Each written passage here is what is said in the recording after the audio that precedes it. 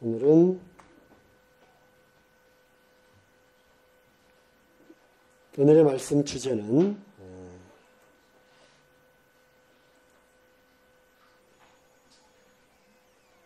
뭘까요? 네, 보셨죠? 증거입니다. 증거.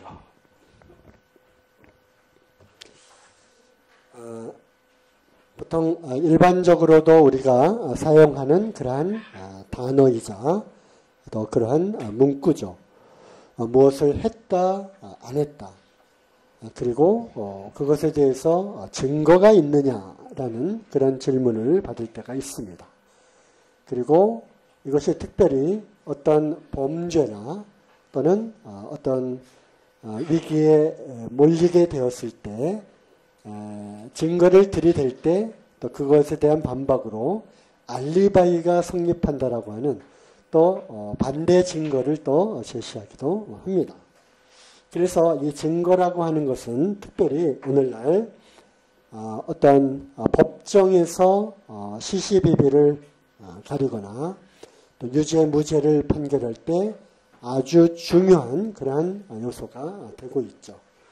특별히 우리나라는 증거 재판주의를 채택하고 있습니다. 다들 아시죠? 그래서 형사소송법 제307조에 의하면 사실의 인정은 증거에 의하여야 한다.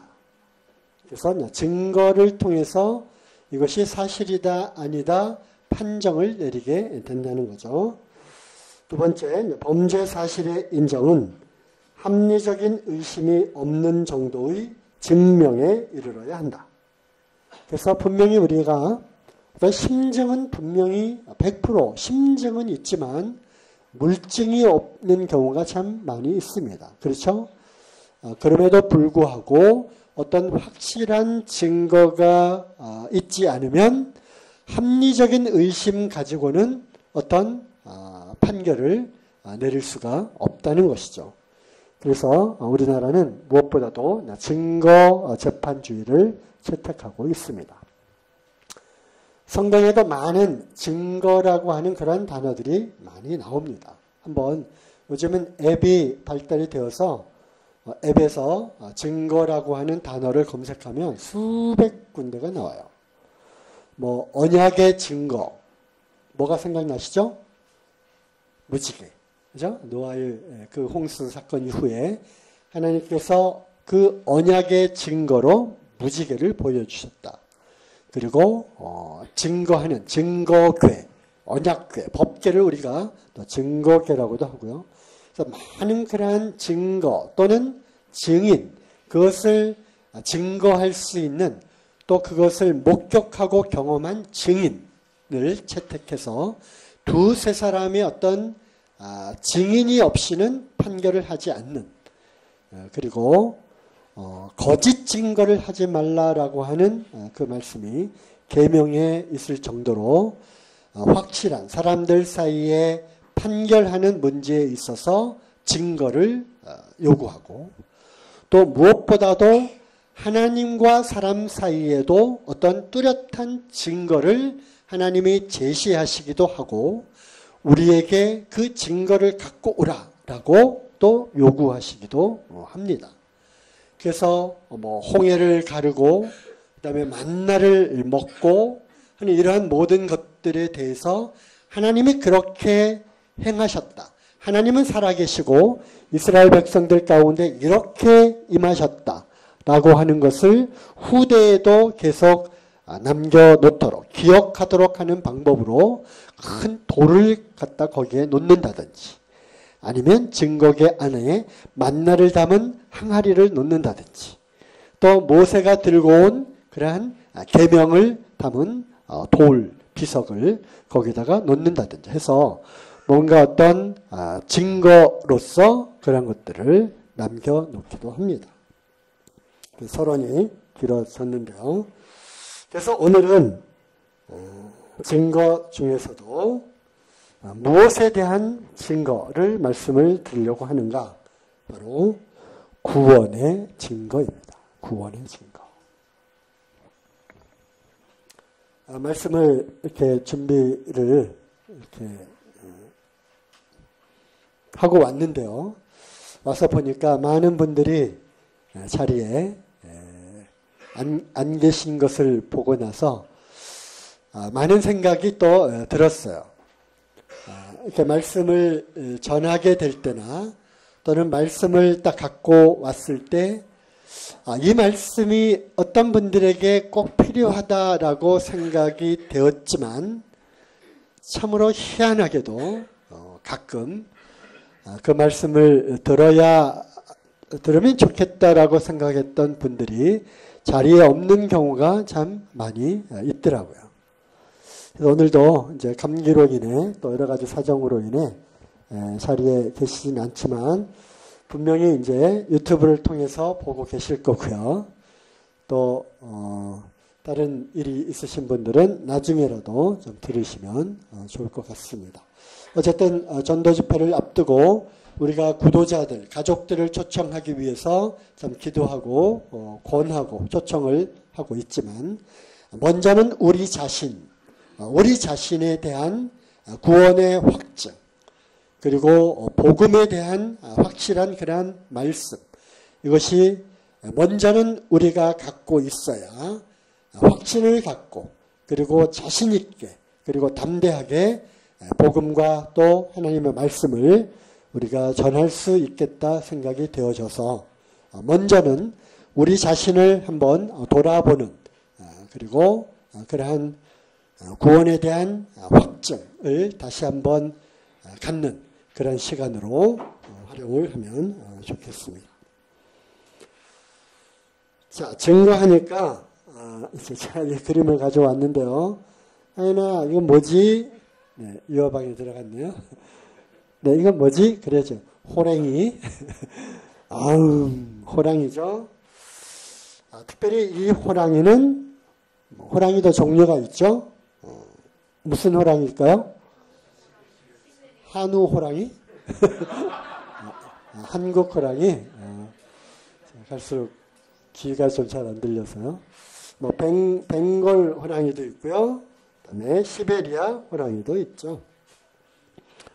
시베리아 호랑이가 점점 개체 수가 줄어들어서 멸종 위기에 있었다고 하는데 이것이 이제 기사에 난 이유는 그런 줄 알았던 시베리아 호랑이가 조금씩 증가하고 있다라고 하는 그래서 이제 가서 증거를 또 잡고 또 사진을 찍어 온 겁니다. 그런데 이 시베리아 호랑이가 이제 북한 그 접경에서 그리 멀리 떨어지지 않은 지역에 아주 많이 발견이 된대요. 그래서 이제 사람들이 얘기를 하는 거죠. 이 시베리아 호랑이가 이제 북한 영역에도 북한 그 국경 영역 중국, 러시아 이쪽에서 발견이 되는데 아마 북한에도 시베리아 호랑이가 있지 않을까. 만일 있다면 백두산 지역에 서식을 할 것이다. 이렇게 추정을 합니다. 그러면 이제 제가 질문을 드리죠. 이 시베리아 호랑이가 동물원을 제외하고 이 한국, 대한민국 태백산맥 어디에 있다 없다. 있을 거다 없을 거다.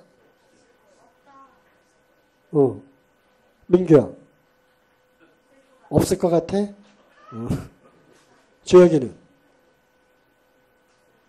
없을 것 같아? 추정하는 거지, 그지? 하준이는? 없을 것 같아? 왜 그렇게 생각해?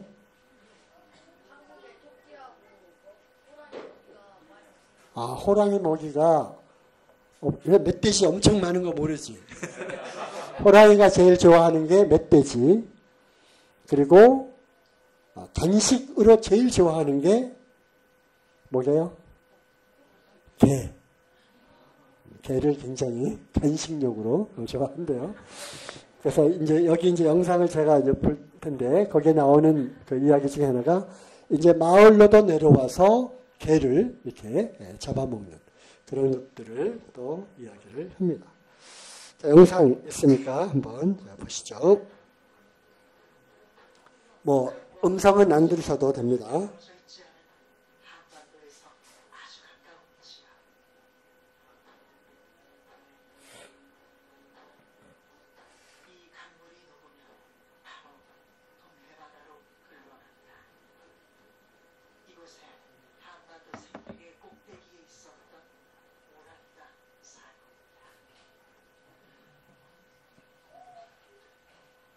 최상위 대형 포식자가 살고 있는 숲. 그는 먹이사슬 전체를 조율한 조정자 역할을 합니다. 존재감으로 그 지역 자연의 대명사가 되는 동물에 100여 년 전 백두대간 역시 호랑이의 땅으로 불렸다. 북한과 5, 60대형 포식자가 살고 있는 숲. 그는 먹이사슬 전체를 조율한 조정자 역할을 합니다. 존재감으로 그 지역 자연의 대명사가 되는 동물. 100여 년 전 백두대간 역시 호랑이의 땅으로 불렸다. 그죠? 백두대간, 그죠? 이 태백산에도, 남한 이 땅에도 시베리아 호랑이가 살았었대요. 그죠? 근데 저도 생각하기에, 어쨌든, 산맥을 타고 쭉 내려오다가 휴전선에 막혀서, 못 들어올지도 모르겠다는 생각을 했고요. 그의 존재를 말해주는 뚜렷한 증거. 자, 그래서 그의 존재를 증명해주는 뚜렷한 증거. 이게 증거가 뭐예요? 발자국이죠. 그래서 어쩌면 대한민국에 호랑이가 있다 없다를 밝혀내려면 뭘 찾으면 됩니까?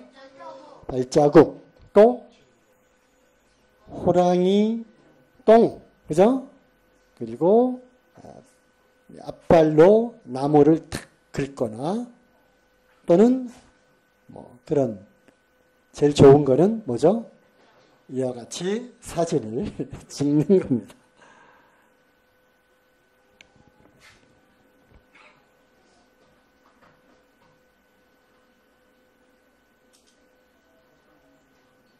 덩치 큰 수컷 호랑이다. 멋있죠? 그죠? 최고 250kg에 육박하는 맹수. 제가 이제 가끔 복음 전할 때 사용하는 그러한 이제 내용이기도 합니다. 하나님이 계시다. 하나님이 살아계시다. 라고 하는 증거. 그 증거는 무수히 많다는 거예요. 그죠? 이런 천지의 이 만유의 그 이치와 조화와 또 생명체의 그런 신비와 또 사람 그 자신을 보게 될 때 생명의 근원 되시는 그 하나님이 살아계시다, 계시다라고 하는 증거는 너무나 많다는 거예요.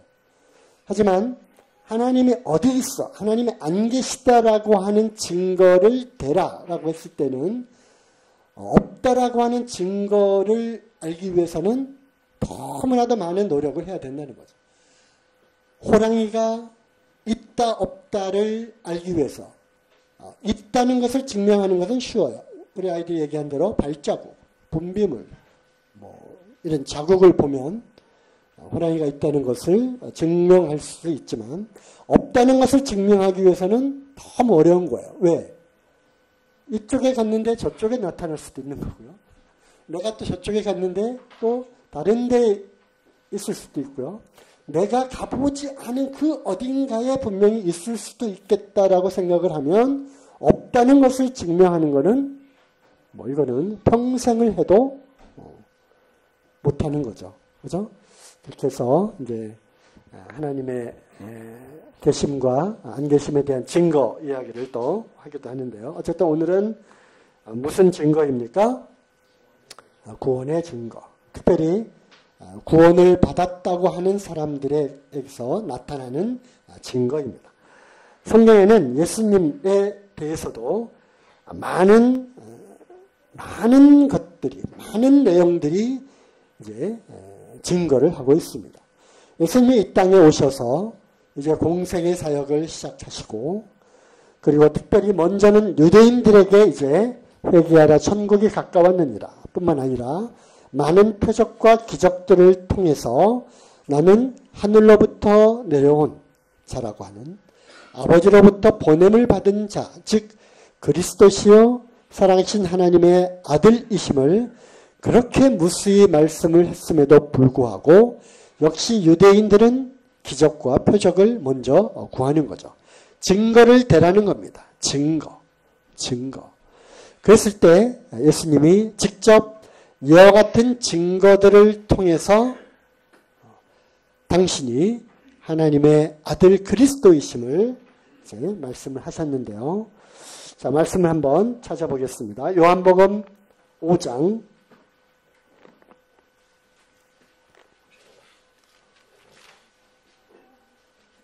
30절부터 40절까지 제가 읽을 텐데요. 거기에 누가 또는 무엇이 예수 그리스도를 증거하고 있는지 한번 찾아보시기 바랍니다. 우리 아이들도 한번 같이 찾아봐요. 자, 30절. 내가 아무것도 스스로 할 수 없노라. 듣는 대로 심판하노니 나는 나의 원대로 하려 하지 않고 나를 보내신 이의 원대로 하려는 고로 내 심판은 의로우니라. 내가 만일 나를 위하여 증거하면 내 증거는 참되지 아니하되. 그러니까 예수님이 예수님 자신을 증거하지는 않았어요. 32절. 나를 위하여 증거하시는 이가 따로 있으니 나를 위하여 증거하시는 그 증거가 참인 줄 아노라. 첫 번째, 너희가 요한에게 사람을 보내매 요한이 진리에 대하여 증거하였느니라. 그래서 먼저 나왔죠, 요한. 그러나 나는 사람에게서 증거를 취하지 아니하노라. 다만 이 말을 하는 것은 너희로 구원을 얻게 하려 함이니라. 요한은 켜서 비추는 등불이라. 너희가 일시 그 빛에 즐거이 있기를 원하였거니와 내게는 요한의 증거보다 더 큰 증거가 있으니. 자, 먼저는 요한이 나에 대해서 참 진리에 대해서 증거를 했다. 하지만 그 요한의 증거는 사람으로부터 온 증거라고 너희들이 말하니까 하지만 그 요한의 증거도 그는 참 비추는 등불이다 라고 이야기하는 거죠. 그리고 나서 36절 이어서 아버지께서 내게 주사 이루게 하시는 역사 곧 나의 하는 그 역사가 아버지께서 나를 보내신 것을 나를 위하여 증거하는 것이요. 두 번째로 무엇이 또 증거합니까? 다시 읽을까요? 문해력 있으시죠? 무엇이 증거합니까? 역사가 증거하는 겁니다. 역사. 영어로 하면 work죠. work. 아버지께서 나를 통하여서 행하시는 일들, 그런 일들을 통해서 그것이 나를 증거하는 것이다. 그리고 결정적으로 37절 또한 나를 보내신 아버지께서 친히 나를 위하여 증거하셨느니라. 너희는 아무 때에도 그 음성을 듣지 못하였고 그 형형을 보지 못하였으며, 그러니까 너희는 보지 못했다. 하지만 나는 보았다는 거죠. 그 말씀이 너희 속에 거하지 아니하니 이는 그를 보내신 자를 믿지 아니함이니라. 너희가 성경에서 영생을 얻는 줄 생각하고 성경을 상고하거니와 이 성경이 곧 내게 대하여 증거하는 것이로다. 무엇이 또 증거해요? 성경이 증거하죠. 그러나 너희가 영생을 얻기 위하여 내게 오기를 원하지 아니하는도다. 그래서 우리가 적어도 4가지 증거를 찾았어요. 예수님이 누구신가에 대한 증거. 첫째는 요한이죠. 요한. 하지만 사람으로부터 증거를 취하지 아니한다고 했으니까 그보다 더 큰 증거가 있는데 그건 뭐냐? 바로 내가 행하는 일들. 이것은 결코 사람으로서는 할 수 없는, 그래서 하나님으로부터, 하늘로부터 보냄을 입은 자만이 할 수 있는 기적들을 통해서 그것이 또한 내가 하늘로부터 보내온 자, 아버지께로부터 보냄을 입은 자라고 하는 것을 증거한다. 그리고 결정적으로 또 뭐죠? 아버지께서 나를 증거한다는 겁니다. 예수님께서 요단강에서 침례를 받고 올라오실 때 하늘로서 음성이 들렸어요. 그죠? 그것이 증거하는 거예요. 이는 내 사랑하는 아들이요 내 기뻐하는 자다. 이것을 통해서 아버지께서 보내신 분이라고 하는 것을 증거를 합니다. 그뿐만 아니라 너희가 성경을 상고하고 있거니와 그 성경이 곧 내게 대하여 증거하는 것이다. 그래서 성경에도 많은 증거들이 있고 또한 예수님 자신도 내가 곧 그리스도시요 즉 하늘로부터 보냄을 입은 기름 부은 받은 자요 하나님의 아들로서 온 자라고 하는 것을 증거하는 말씀을 많이 하고 계십니다. 또한 요한복음 15장 한번 찾아보시죠. 15장 26절 27절에 보면 내가 아버지께로서 너희에게 보낼 보혜사 곧 아버지께로서 나오시는 진리의 성령이 오실 때 그가 나를 증거하실 것이요. 무엇이 또 증거합니까? 네, 성령께서 증거하신다고 하십니다. 성령 곧 그가 오시면 의에 대하여 심판에 대하여 또 뭐죠? 죄에 대하여 의에 대하여 심판에 대하여 너희를 책망하실 것이다 하면서 그가 오면 그가 너희를 나에게로 이끌 것이다. 인도할 것이다. 라고 했던 그 성령님 오순절날 이제 이 땅에 이제 오셨습니다. 그리고 27절 너희도 처음부터 나와 함께 있었으므로 증거하느니라. 그래서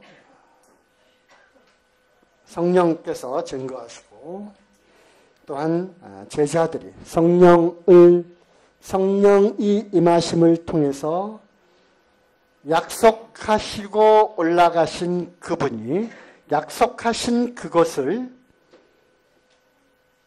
오래전 구약을 통해서 약속하신 하나님의 그 선물, 그 성령님을 보내주셨다.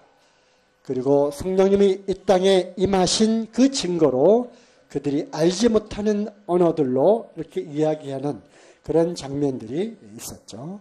그래서 성령이 오셨다고 하는 약속된 성령을 보내주셨다고 하는 그걸 통해서 역시 그 후에 예수님이 참으로 말씀하신 것이 맞다라고 하는 증거를 삼게 되었습니다.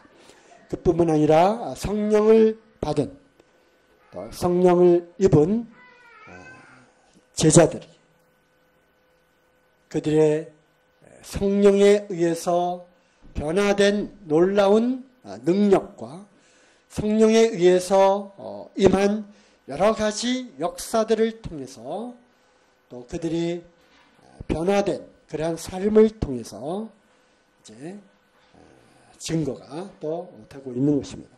그러므로 너희는 온 땅에 가서 내 증인이 되리라라고 하는 그러한 말씀이 이루어지게 되었던 것이죠. 하나님의 아들을 믿는 자는 자기 안에 증거가 있고 또 증거는 이것이니 하나님이 우리에게 영생을 주신 것과 이 생명이 그의 아들 안에 있는 그것이니라. 하나님의 아들을 믿는 자는 그 사람 안에 증거가 있답니다. 여러분 증거가 있으십니까? 이 증거를 갖고 계십니까? 내 안에 하나님을 믿는 그 믿음으로 인해서 내 안에 참된 생명, 영생을 소유하고 있다고 하는 그러한 증거를 갖고 계시냐는 거죠. 자기 확신이 아니라 증거가 있느냐는 겁니다. 어떤 사람들은 말은 그렇게 합니다. 말은 그렇게 해요. 나도 구원을 받았다. 거듭났습니다. 나도 이제 하나님의 자녀가 되었습니다. 내 안에도 이 영생이 있습니다. 나도 성령의 이 인침을 받은 자입니다. 그렇게 말은 하고 자기 확신 가운데 있을지라도 모르죠. 모릅니다. 한국에도 시베리아 호랑이가 있다. 아무리 말을 하더라도 거기에는 확실한 증거가 필요한 것입니다. 가서 정말 호랑이 사진을 찍어갖고 오든지 발자국을 찍어갖고 오든지 그래서 확실한 증거를 갖고 있는가라는 것입니다. 내가 구원받았다는 증거는 그러면 무엇인가?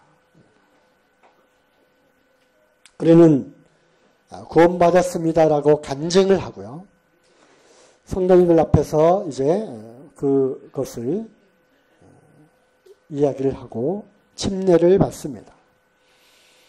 그리고 이제 주님의 만찬, 즉 예배에도 참여하고 또 이와 같이 말씀도 듣고 교제권 안에서 교제도 하고 그리고 우리가 또 생활을 합니다.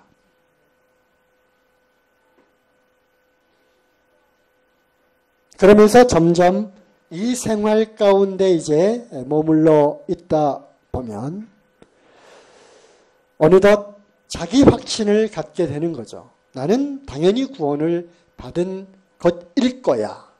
구원을 받았음이 틀림없어.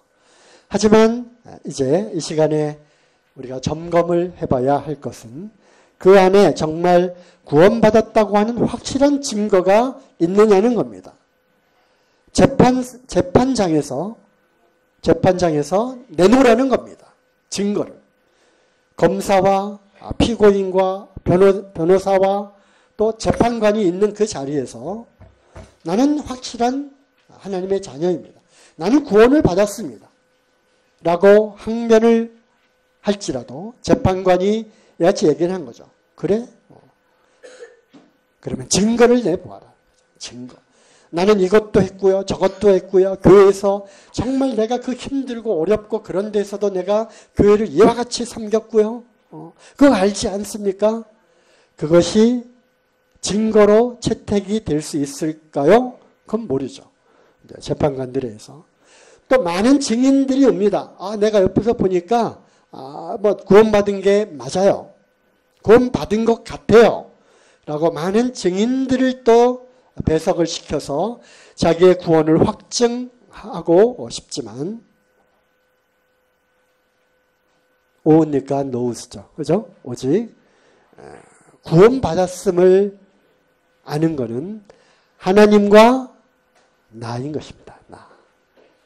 말씀 읽었잖아요.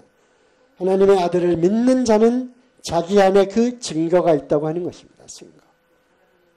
바로 우리에게 주신 영생, 내 안에 이 확실한 영원한 생명, 이거는 영원히 죽지 않고 산다고 하는 그것이 영생이 아니라고 했잖아요. 물론 영생이 그것을 포함하고 있지만 이 영원한 생명의 근원 되시는 하나님, 즉 예수 그리스도의 생명 안에서 살아가는 것입니다. 예수 그리스도의 생명과 연합된 그 생명으로 살아가는 그 삶을 얘기를 하는 거죠. 그러므로 영생을 소유한 사람들의 삶은 다른 겁니다. 그리고 그것이 확실한 증거로서 나타나는 거죠. 우리는 이 안에 있는 이 영적인 생명에 대해서는 우리는 알 길이 없는 거야. 눈에 보이지 않기 때문에. 하지만 그 마음에 있는 이러한 것들이 외적으로 자연스럽게 나타나게 되어지는 것이고 그걸 통해서 우리는 간접적으로 이제 확인을 할 수가 있는 것이죠. 하지만 이 생명이 없음에도 불구하고 우리는 그런 교제를 많이 하잖아요. 또 그런 사람들을 많이 보잖아요. 특별히 교회 다닌다고 하는 교파에 속해 있는 그러한 분들하고 이야기를 하다 보면 그 안에 생명이 있다 없다를 우리는 알아낼 수 있는 거예요. 알맹이가 없는 거죠. 말씀이 없고요. 어떤 성령의 통함, 교통이 없는 것을 느낄 때가 많이 있어요. 그럼에도 불구하고 얼마나 또 열심히 교회를 다니고 섬기고 헌신하고 하는지. 그러므로 외적으로 단순히 나타나는 이러한 활동을 통해서도 우리는 간접적으로 평가하고 확인할 수가 있는 것이지, 그 또한 증거는 모르겠습니다. 재판관의 판단에 맡기는 거죠. 그죠? 이제 재판관이 최종적으로 판결을 이렇게 내겠죠. 그죠? 그러한 것들 또한 증거로 채택을 해 주실 것인지 아닌지. 그러면 내가 구원받았다는 증거는 무엇인가? 제가 많은 증거들이 있지만 세 가지만 한번 찾아보았어요. 찾아보았기보다는 수많은 증거들 중에서 세 가지만 한번 생각을 해보았습니다. 그 전에 구원받았다고 하는 게 뭐죠? 구원받았다고 하는 증거. 그러면 먼저 구원받았다고 하는 것은 무슨 뜻이죠? 구원받았다. 우리는 여러 가지 다양한 형태로 또 이야기를 합니다. 구원받았다. 죄사함을 받았다. 그죠? 그 아들 안에서 우리가 구속 곧 죄사함을 받았느니라. 구속 곧 죄사함. 그래서 구원받았다. 죄 가운데서 건짐을 받았다. 죄의 심판 가운데서 영원히 해방되었다. 그렇죠? 나의 모든 죄의 대가가 예수 그리스도의 십자가의 보혈을 통해서 깨끗하게 씻겨졌다는 거죠. 그리고 그날 이후로 하나님이 나와 약속을 해주셨다. 내 죄를 다시는 기억하지 않겠다라고 하는. 또 내 모든 죄를 다 사하시고. 그렇죠. 그렇죠? 그리고 나는 이제 새로운 생명으로 거듭난 자가 되었다. 하나님의 말씀이 내 안에 슉 하고 바람이 임의로 불 때 그 바람이 임의로 부는 것처럼 말씀이 내 안에 샥 꽂혀서 이제 거기에서 내가 그 말씀을 듣고 믿을 때 내가 구원을 받았다. 그러므로 그것을 사람들이 거듭났다고 이렇게 표현을 하더이다. 이와 같이 다양한 방법으로 구원받았다는 것을 또 표현을 하기도 합니다. 하지만 단순히 죄 사함을 받았다고 하는 것이 곧 구원인가? 이런 문제들을 우리는 다시 한번 생각을 해볼 필요가 있다고 하는 것입니다. 많은 말씀들을 통해서 내가 구원을 받았다고 하는 것은 무슨 뜻인가? 보면 이것도 복음 말씀이죠. 하나님께 감사하리로다. 너희가 본래 죄의 종이더니 너희에게 전하여 준 바 교훈의 본을 마음으로 순종하여 죄에게서 해방되어 의에게 종이 되었느니라. 그렇죠? 우리가 본래 죄의 종으로 태어나서 거기에 노예 생활을 하는 거죠. 어느 누구도 어떠한 방법으로도 죄의 굴레, 그 노예 신분으로부터 건져낼 방법이 없었던 거예요. 그러더니 예수 그리스도와 또 그분의 그 말씀을 듣고 그 말씀을 순종하여, 즉 마음으로 믿어 죄로부터 해방되었다고 하는 사실을 알게 되고 죄사함을 받고 여기에서 멈추는 경우가 많이 있더라는 겁니다. 죄에게서 해방된 그것까지만 구원이다. 죄사함을 받았다라고 생각을 하는 분들이 많다라는 것입니다. 맞습니다. 죄로부터 해방된 것은 맞습니다. 하지만 해방되어서 그 다음 말씀이 더 중요하죠. 어떻게 되었어요? 의에게 종이 된 것입니다. 죄의 나라, 사단의 지배에 있던 그 나라에서 건짐을 받아서 건짐을 받은 것까지만 머물러 있는 분들이 많지 않나. 그래서 요즘에 이 복음에 대해서 다시 재조명하는 그러한 말씀들이 많이 있는데요. 여기서부터 구원을 받아서 그 상태에 머물러 있는 것이 아니라 무엇이 되었어요? 의의 종이 된 것입니다. 너희는 그리스도의 것이요 그리스도는 하나님의 것입니다. 그래서 이제 온전히 우리는 그리스도의 것이 된 것입니다. 구원을 받았음에도 불구하고 즉 죄로부터 해방되어 의의 종, 즉 하나님의 종이 되었음에도 불구하고 여전히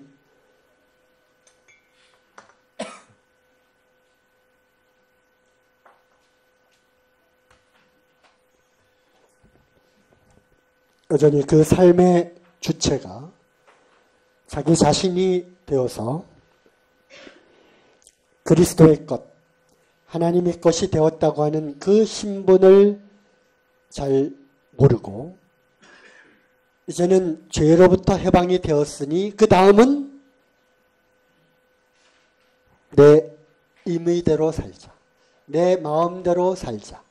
죄의 문제는 다 해결이 되었으므로 이제는 내가 무엇을 하던 어떻게 하던 그거는 죄의 심판하고는 나와 상관이 없다라고 하는 이러한 구원파적인 이러한 시각에서 머물러 있는 분들이 많이 있다고 하는 것입니다. 하지만 구원받았다고 하는 것은 그것이 아닙니다. 거기에서 나와서 어느 나라로 들어간 거예요? 하나님의 나라로 들어간 것입니다. 하나님의 것이 된 것입니다. 너희는 너희의 것이 아니라 값으로 산 것이 되었다고 하는 것입니다. 그러므로 우리의 신분, 우리의 소속, 이것을 우리는 명심하고 또 명심해야 하는 것입니다. 나는 이제 하나님 나라로 옮겨진, 즉 그가 우리를 흑암의 권세에서 건져내사 이것이 구원이 아니라 건져내셔서 우리를 사랑의 아들의 나라로 옮겨진 그 상태가 바로 구원이라고 하는 것입니다. 하나님 나라의 친백성이 되었다고 하는 것입니다. 그러므로 이제 하나님 나라의 일원이 된 거죠. 하나님 나라는 죽어서 가는 것이 아니라 먹고 마시고 하는 그러한 눈으로 보이는 그 나라가 하나님 나라가 아니라 그리스도 안에서 성령 안에서 우리에게 주시는 의와 사랑과 희락과 화평인 것입니다. 그러므로 하나님 나라에 들어갔다고 하는 것은 우리 마음속에 하나님 나라가 이루어진 것이고 하나님 나라의 통치자, 그 나라의 지배자, 통치자는 누구십니까? 하나님 나라의 통치자, 하나님이죠. 아들의 나라의 통치자 누구입니까? 우리 주 예수 그리스도이신 것입니다. 그 주님의 나라의 백성이 되었고 주님이 다스리고 주님이 통치하시는 그 마음 안에 하나님 나라가 이루어진 상태, 그게 바로 구원을 받은 것입니다. 그러므로 구원을 받은 사람들에게서 나타나는 증거는 바로 하나님 나라의 백성으로 하나님, 곧 주님께서 나를 통치하시고 다스리시고 지배하신다. 그리고 나는 그 나라의 일원으로 그리스도의 것이 된 그 일원으로 살아가는 겁니다. 그러한 삶을 살아가는 그 삶을 통해서 구원받았음을 증명해내는 것입니다. 우리 마음속에 이 하나님 나라가 이루어지셨습니까? 이 안에 영생을 소유하고 계시냐는 겁니다. 그건 바로 그 영원한 생명 구원의 주인 되시는 그리스도가 이 안에서 나를 통치하고 계시느냐는 거죠. 우리 주님의 통치를 받고 계십니까? 그런데 그렇게 사십니까? 그건 아닌 것입니다. 그건 아닌 것입니다. 나는 구원받았습니다라고 확실하게 말할 수 있는 증거가 있느냐는 거죠. 그러한 삶을 살고 있음에도 불구하고 말이죠. 제가 정지하는 것은 아닙니다. 다만 우리의 구원을 다시 한번 확인해 보자는 거죠. 그리고 이제 그렇지 않다면 긴가민가 하면 그리고 뭔가 공식화되어서 구원을 받았다 간증하고 침례받고 지금까지 그럭저럭 신앙생활, 교회생활을 하고 있다면 이 시점에서 다시 한번 점검해 보자는 것입니다. 그래서 이제 계속 들려질 이 복음의 말씀에 기도하시고 다른 사람을 초청하는 것뿐만 아니라 나를 초청하는 것입니다. 그리고 내가 이 자리에서 다시 한번 복음의 말씀을 듣고 참 구원이 무엇인가에 대한 본질적인 근본적인 문제부터 한번 생각해 보자고 하는 것이죠. 네, 12시가 되었네요. 구원받은 사람, 구원의 증거 세 가지. 첫 번째, 하나님의 말씀입니다. 하나님의 말씀. 확실한 거죠. 당연하죠. 저도 구원받고 뛸 듯이 좋아하다가 기뻐하다가 점점점 이 육신의 것들이 이제 없어지지 않고 다시 나옴으로 인해서 죄의 유혹 가운데 다시 들어갈 때가 참 많이 있었고 그럴 때마다 정말 통회하고 자복하고 하나님께 다시 나오고 그런데 한 번, 두 번으로 그치는 것이 아니라 반복되어지는 그런 죄의 습관 가운데 얼마나 많은 고통과 고민을 했는지 몰라요. 사단의 정죄를 또 받기도 하죠. 너가 정말 구원받은 것 맞아? 구원받았다고 하면서 이따위로 사는 거 그거 구원 맞아? 계속 사단이 정죄를 해요. 그럴 때마다 확인하는 것은 나의 행위가 아니라 하나님의 이 신실하신 절대로 변개할 수 없는 약속의 말씀에 근거한다 해서 말씀을 계속 확인하고 구원받을 때 들었던 그 말씀들 하나님이 확실하게 의롭다 하신 이는 하나님이시니 누가 정죄하냐 이 죄와 사망의 법에서 이 성령의 법이 나를 건졌고 로마서를 계속 반복해서 읽고 모든 사람이 죄를 범하였으니 하나님의 영광에 이르지 못하다. 그렇지. 그리스도 예수 안에 있는 그 구속으로 말미암아 하나님의 너를 값없이 의롭다 하시면 얻은 자들. 그렇잖아. 확인하고. 믿음으로 의를 얻는 아브라함과 다윗의 그 예를 통해서 확인하고 로마서 6장, 7장, 8장 계속 읽어가면 이제 은혜를 더하기 위해서 죄에 머물겠느냐? 죄에 거하겠느냐? 그럴 수 없느니라. 은혜에 있다고 해서 죄를 지으리요? 그럴 수 없느니라. 2번 나오는 그 반복되어지는 그 말씀. 계속 읽다가 오라 나는 곤고한 자로다. 이게 구원받기 전인가 구원받은 이후에인가 또 문헌도 찾아보고 또 주석집도 찾아보고 하면서 확인하는 거죠. 그러므로 8장 마지막에 결론을 얻잖아요. 그리스도 예수 안에 있는 그 사랑에서 그 어떠한 것도 뺏을 수 없느니라. 그래서 구원의 근거는 그리스도 예수님께 있다. 하나님의 약속이다. 그것을 다시 붙잡고 좌절하고 낙담하고 그 한없는 그 고통 가운데 있다가 다시 일어나고 그렇지. 나는 구원받은 거 맞는 거야. 만든 거야. 하나님 말씀으로 증거를 삼는 겁니다. 증거. 그럼에도 불구하고 하나님 말씀을 읽기를 싫어하고 그런다면 문제가 있는 거죠. 시간이 있으면 더 이렇게 말씀을 드리겠지만 하나님의 말씀은 완전하고 확실하고 정직하고 순결하고 정결하며 확실한 것입니다. 우리를 살리시고요. 소송케 하고 우리를 기쁘게 하고 우리의 눈을 밝게 하고 우리에게 지혜를 주시는 것이 하나님의 말씀인 것입니다. 이 말씀을 통해서 우리가 확인하고 기뻐하고 또 주님과 함께 동행하고 말씀의 능력으로 살아가는 것이죠. 내게 이 말씀이 없으면 아닌 것입니다. 너희가 내 말에 거하면 참 내 제자가 되고 진리를 알지니 진리가 너희를 자유케 하리라. 말씀 안에 거하는 삶을 살지 않는다면 그거는 아닌 것입니다. 가짜인 것입니다. 두 번째 증거는 성령님입니다. 성령. 그렇죠? 네. 성령께서 증거하십니다. 이 말씀 확실한 말씀이에요. 성령이 친히 너의 영으로 우리 영으로 더불어 내가 하나님의 자녀인 것을 증거하신다고 했어요. 증거를 드러내놔라. 내 안에 성령님이 계십니다. 성령님이 계십니다. 확실합니다. 너희가 스스로 너희 안에 그리스도께서 계신 것을 스스로 너희 안에 계신 줄을 스스로 알지 못하느냐.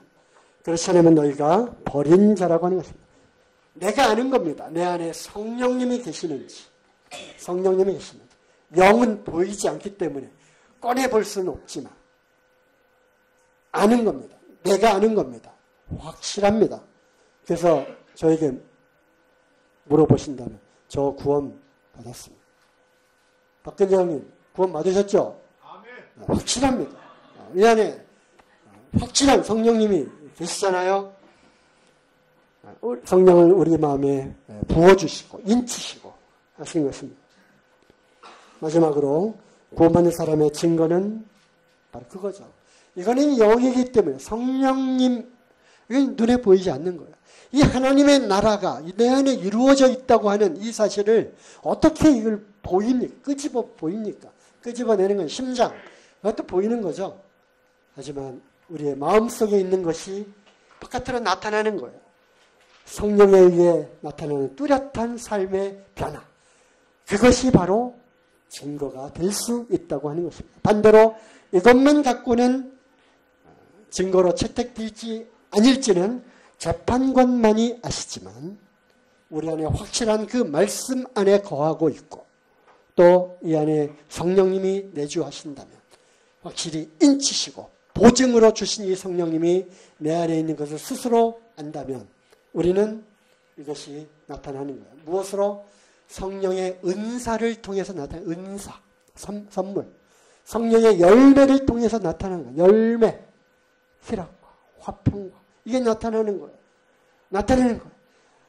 고통과 아주 험한 일을 당해도 아주 가까운 사람이 심지어는 죽을지라도 화평과 기쁨과 감사가 나오는 거예요. 나오게 되는 거예요. 그것이 증거가 되는 거죠. 어떠한 또 어려움을 겪을지라도 말씀에 의지해서 살아가는 거죠. 옛사람을 벗어버리고 내가 이제 새 사람을 입었으니 의의 종이 되었으니 주 예수 그리스도의 그 통치 안에서 이제 인도함을 받아 살아가는 거예요. 마지막 말씀입니다.